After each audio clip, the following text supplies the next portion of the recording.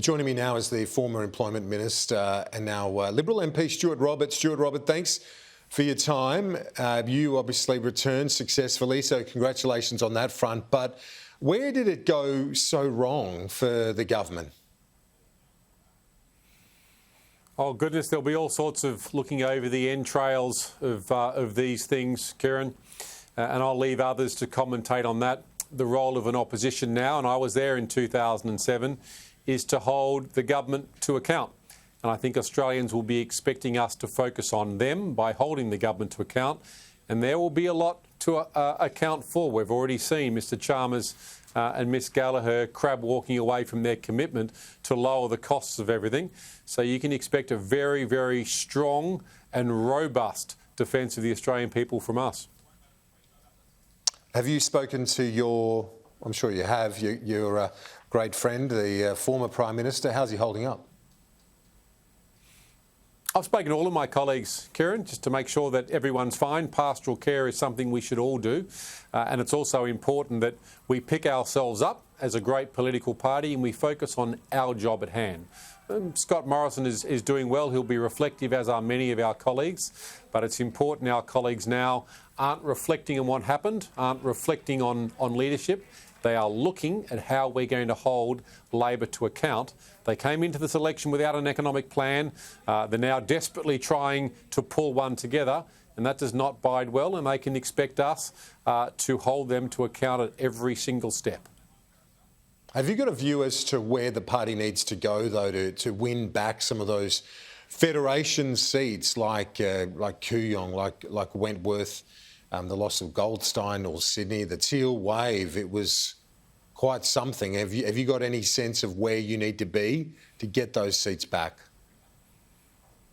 The Liberal Party's always been a party of aspiration. When it was established, it was about being progressive, about thinking through what it needed to do so Australians could get ahead. It was about small government, about empowered individuals, not empowered, fat, bloated bureaucracies. So we need to stay on the sensible centre-right. We need to connect with aspirational voters, Australians that want to get ahead, and that's where our party should be. It's why Peter Dutton will lead very well. He's in an aspirational seat. He's held that aspirational seat, and the party will build a good team around that, a team of aspirations and a team of people that will focus on Australians and what they want. So you support Peter Dutton as the choice for the next leader, and what do you say to Katy Gallagher, who said that if he's the Liberals' choice, well, she's not quite sure. You heard the questions that were posed at the election for the Liberal Party. I'm not interested in responding to an ACT senator. That's not what I'm interested in doing. I'm interested in holding this government to account, this government with no economic plan, this government who had an atrocious election. Mr Dutton, I think, would make a very good choice as a leader because he sits in that centre-right. He understands the aspirational nature of Australians. I'd expect the Treasurer and the Finance Minister now to be focusing on what is their economic plan going to be. They didn't have one coming into the election. They promised everyone a 5.1% wage increase. They promised to keep the cost of all goods and services down. We're going to hold them to account, and that's what the aspirational Australians are looking for us to do. And I think Peter, in his seat, knowing full well what aspirational Australia is looking for, will be a very good leader to guide us on that path. In broad terms, women voters deserted the coalition. Why is that? Again, others will commentate on that, Kieran. We'll understand, we'll do a review in terms of policy settings to see where they were appropriate or not, and then from there we'll pull together a policy package coming into the next election that seeks to answer those aspirational questions and seeks to reach out to those aspirational Australians, because that's where we want to be. And we'll walk through that process. Our job is to listen now, to understand what Australians' views are. If we've made mistakes, to own them. To do better. If there are areas of our community that didn't feel heard, well, we need to hear them now, and that's what we're doing, connecting with them.